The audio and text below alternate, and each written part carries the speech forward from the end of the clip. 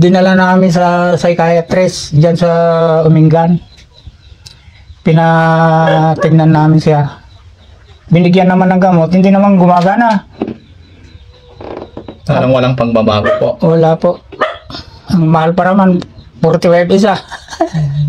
Tatay, tanong ko lang, ganyan lang po siya na hindi naman siya nanggugulo, hindi naman siya nananakit. Minsan, sinasaktan niya yung mga anak. Ganun, ano, kausapin na raw ni Kuya. Kausap ka raw ni Kuya. Amen. Kanin gusto ko. Isuhitan Hindi ko. mo madigusan. Gusto ko.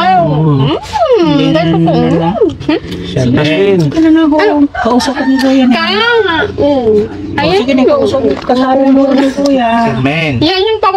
Si Kuya. Manta ko. Ay! Sige na, Ayan mga kababayan, medyo mailap si Charmaine, hindi natin makausap. So, pipilitin natin mga kababayan na kausapin. Baka sakali po na makausap natin. Sige na, nak. Charmaine! Ano ba? Hindi na siya naliligo. Yung alin. Wala, paliguan. Hirap, Charmaine, hirap kamusta po ka kami na? magpaligo sa kanya. Wala, yung buhok niya. Parang si Ate Lisa na. Yung kuko niya. Ilang taon na siya tayo na naging ganyan? Magsasampo na ho siguro. 10 taon na. Magsasampo na ho. Kasi nung unang ano niyan, nagkaganyan, Meron ka. O yan na. dinala namin sa kwan. Dinala namin sa Baguio. Iba kaya. Isang buwan niya doon, gumaling. Tapos sabi ng doktor niya, binigyan siya ng maintenance. Tatay, sabi niya, pag hindi na kainom nito, may posibilidad na bumalik yung ating ano niya, sabi. Bali si, anong pangalan na Charmaine? Anak mo po? Opo. Bali lang po sila magkapatid. Bali, lima sila yan. Pero ganyan lang po siya na palakad-lakad lang dito, hindi naman po siya lumalayo. Halos hindi nga ako alis-alis dito sa bahay kasi Binabantayan siya. Oo, tumatakas yan. 2 beses na yung tumakas. Buti po na ano nyo pa, nasundan nyo, nahagilap nyo pa. Nung una, doon sa Kabalawangan, sa bayan, malapit sa bayan. Opo. Nakabike yan, gabi na. Yung nagruronda daw doon na mga tanod, tinatanong siya kung taga saan. Nasabi naman niya na taga rito daw. Kaya itinawag dito yung tanod sa kapitan ng barangay dito sa amin. Binalik. Yun, pinuntahan, binalik dito. Hindi ko na alam kung saan ko hagilapin. Nung pangalawa, doon sa bayan mismo, nakita ng pamangking ko. Tinix niya sa amin dito. Nagpuntahan namin sa bayan, nandun daw si Dangdang. Dangdang ang palayaw niyan. Charmaine. So tay, nasa 10 taon na siyang ganyan. Oo. Sa pagkakaalam niyo po tay, bago siya nagkaganyan, ano po alam yung dahilan, bakit po nagkaganyan si Charmaine? Ang ano ko niyan, yung hindi niregla. Tay, bali dalaga po siya no? Oo, dalaga Kasi pa. ngayon, di ba? Nag-aaral pa nga niyan sa grade, ano ba yan? Second high school. Second year high school. Second year high school noon. Nagkaganyan. Pero sabi mo tay, meron siyang anak. Yung dalawang bata, anak niya yan. Bali 3 yan. Nung gumaling, nung huling, unang pinagamot namin sa Baguio, gumaling. Opo. Ilang buwan lang na nandito, pumunta sa Maynila. Naging katulong doon sa Maynila. Yun, ano niya yung lalaking nakaano sa mga anak niyan. 3 anak, isang lalaki lang yan. Pero tay, sabi mo kasi, dinala nyo sa Baguio. So, ibig sabihin, nung dinala nyo nung time na yon, dalaga pa siya. Dalaga. Nag-aaral pa. Tapos may sintomas na po siyang ganyan. Oo, ganyan na nga.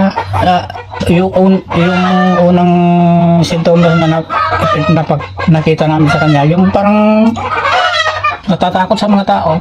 Ganun. Pero hindi sinasabi na hindi nirigla. 3 buwan na hindi nirigla. Opo. So yung ganyan na itsura. Kasi nung pagkadala niyo po doon, gumaling siya and then pumunta sa Manila na masukan Aha. bilang isang kasambahay. Aha. And then, may na-mix po siyang lalaki. Aha. O yung time na yon tayo, magaling na siya. Aha. Magaling na. Tapos nagkaroon po sila ng 3 anak.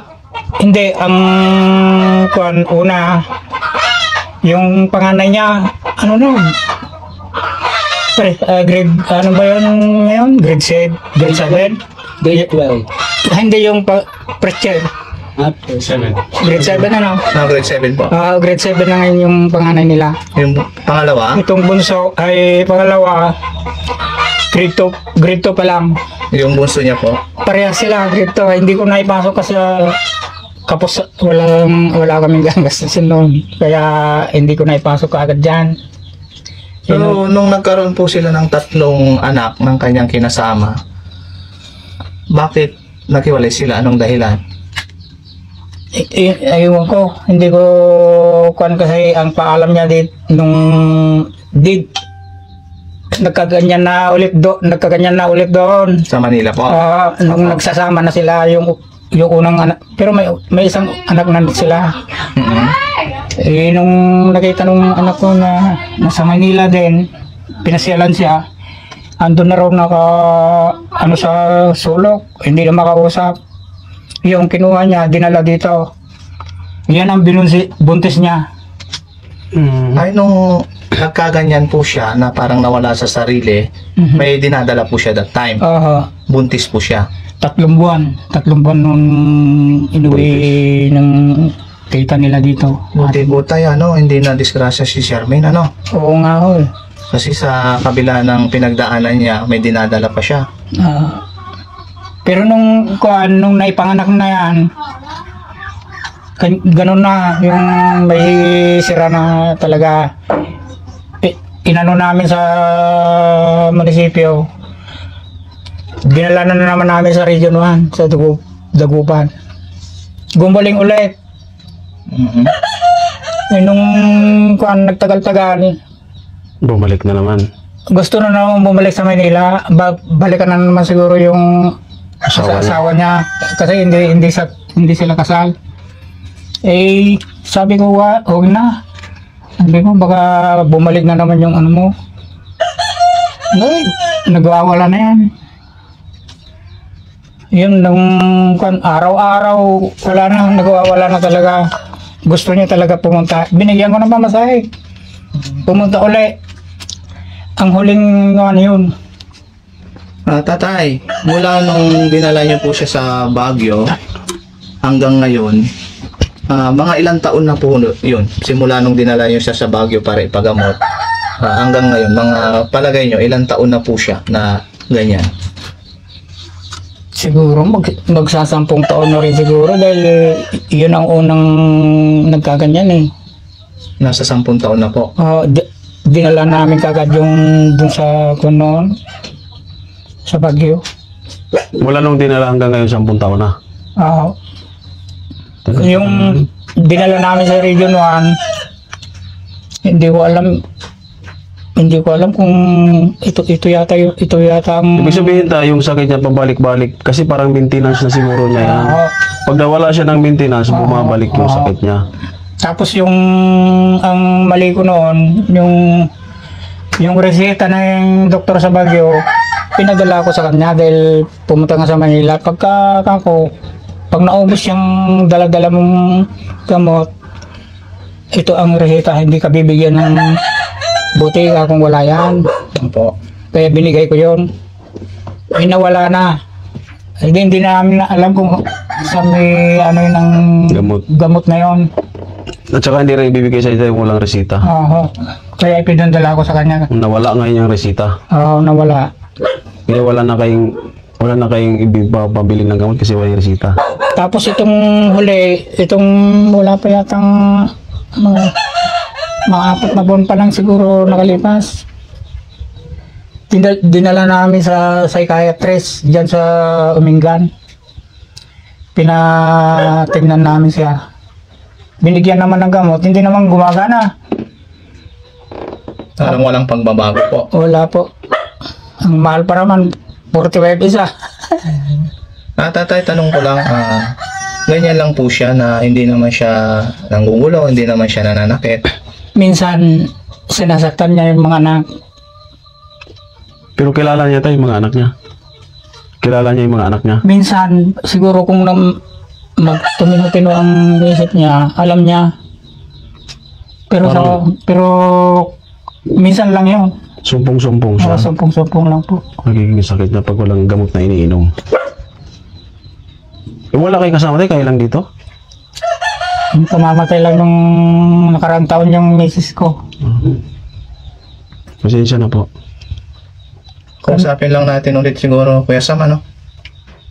Kuya JC, si Charmaine. Tay, Sige po, samahan mo kami tayo. Kung sakaling makausap natin tayo. Hindi po. Baka sa amin kasi hindi pa kami kilala. Tumatakbo siya. Tulungan mo kami tayo.